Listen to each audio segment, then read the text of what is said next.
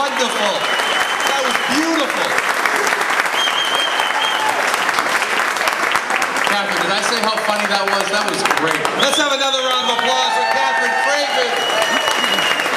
All right. We're going to bring up the mayor of the great city of Lawrence. But before we do that, I know there's been a lot that's been said about Willie Lantigua these days. But the thing about Willie is that just frankly, most people just don't know Willie. You know, ask Michelle McPhee. There's a lot of people that just don't know him. The problem, though, is once you get to know Willie Lantigua, you can't stand Willie Lantigua. Now, before I bring the mayor of the city of Lawrence up here, on the way up, I was late because on the way up, I was stopped and I was told a story that just the other day, a City of Lawrence employee was coming home from the hall one day, and he noticed that there was a lot more traffic than normal. So as he got further up the road, all the traffic had actually come to a halt. He saw a policeman coming towards his car, so he asked the cop, what was wrong? The cop said, man, we're in a crisis situation, Mayor Lantigua is upset. He is angry. He blew the $35 million that the state had given him, and the state is forcing him to pay it back, and everybody is ticked off at him. He's so angry that he's threatening to douse himself in gasoline and start a fire. The city employee asked the cop exactly what he was doing there. What was the cop doing there? The cop said, I feel so sorry for the mayor that I'm going car to car asking for donations. The city employee asked, how much do you have so far? The cop replied, well, as of right now, only 33 gallons, but people are still siphoning as we speak. Let's bring up the mayor of the great city of Lawrence, my friend, Willie Lantigua.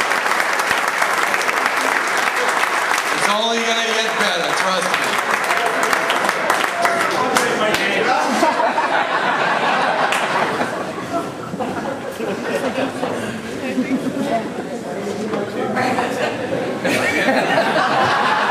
Hey Willie, this will be the last thing we do for you as a state, trust me. No.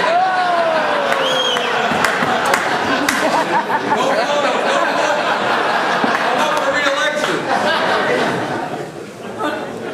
Baptism by fire, Willie.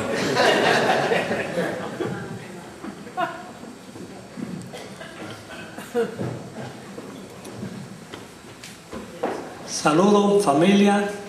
Un honor estar aquí con ustedes. Did I say something funny? I don't think I did. It's an honor to be here, my friend, in a serious note. And it's a great day. We're celebrating St. Patrick, and I'll tell you. First of all, I don't know where in the hell they're going to get that hair that I saw in the picture, because by then you won't have any. It's all in, you know, having fun and celebrating our Irish. What's funny, my friend?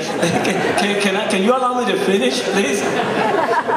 Our Irish birthday. I guess you didn't know. Don't worry. I see, he's trying to work out what I'm saying, because he doesn't want you to hear what I'm going to say about him. It ain't going to be pretty, I can tell you that. I guess you didn't know that I'm half what?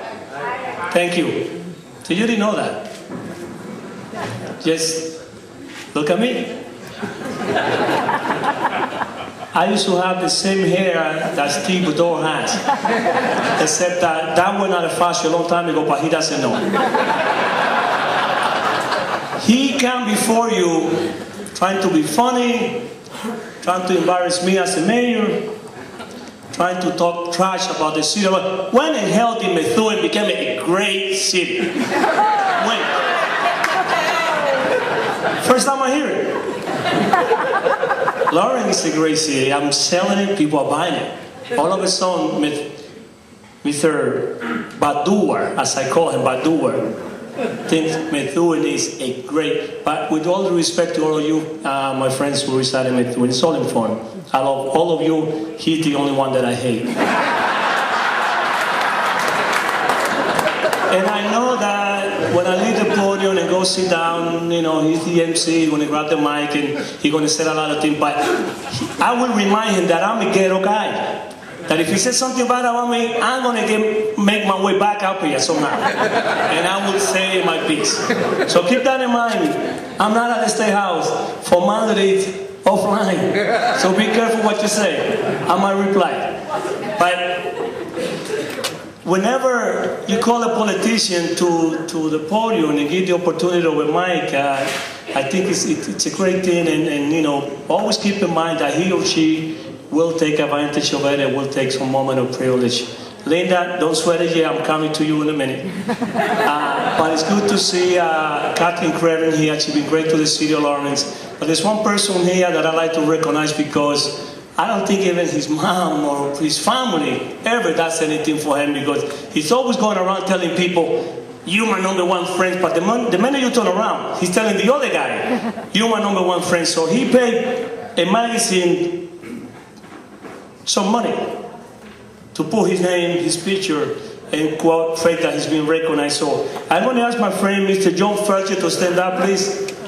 From Pension Ambulance, he's way on the back. Just stand up. I want people to see who you are. I'm very Fred. You see, I told you that. I told you. And the reason why I want people to know who you are is so that when you turn around and tell the other person, "Oh, you're my number one friend," they know that you're BS.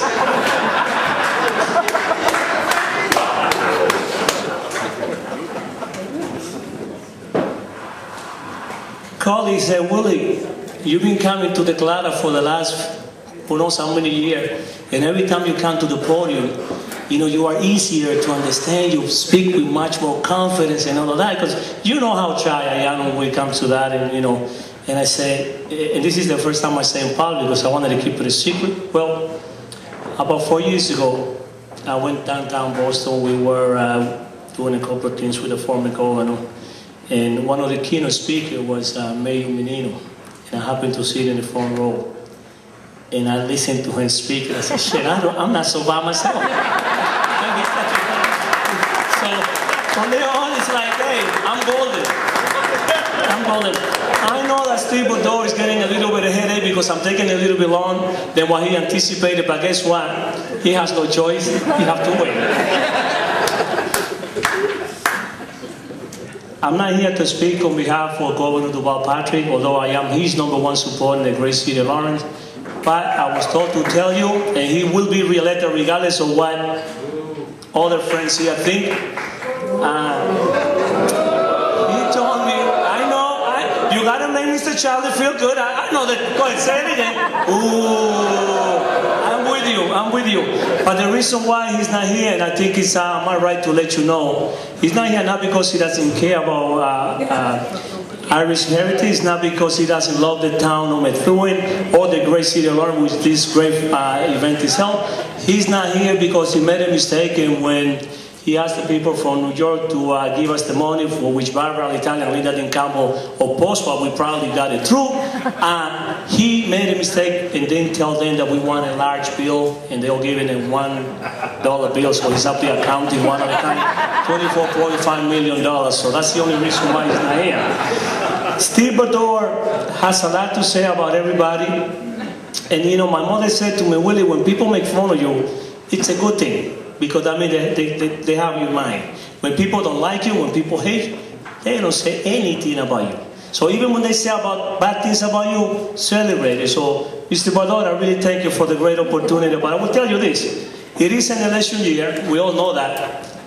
We just had an election a few weeks back, and Martha Coakley lost the whole north side of Massachusetts. And one or two communities that were red on the map, blue, was Lawrence and Newburyport. Newburyport, she took it by a small percentage. Lawrence was like 3-1, highly Democratic. But our good friend Steve Baddour doesn't get it. And he's so afraid that he's holding a Scott Brown car in his wallet all the time, showing and talking to people. So all of that rhetoric about introducing Republican and doing this and doing that is because he's afraid. But let me tell you this. Mr. Baddour. You are not Scott Brown. You will do well. I promise. Even though I'm beginning not to like you,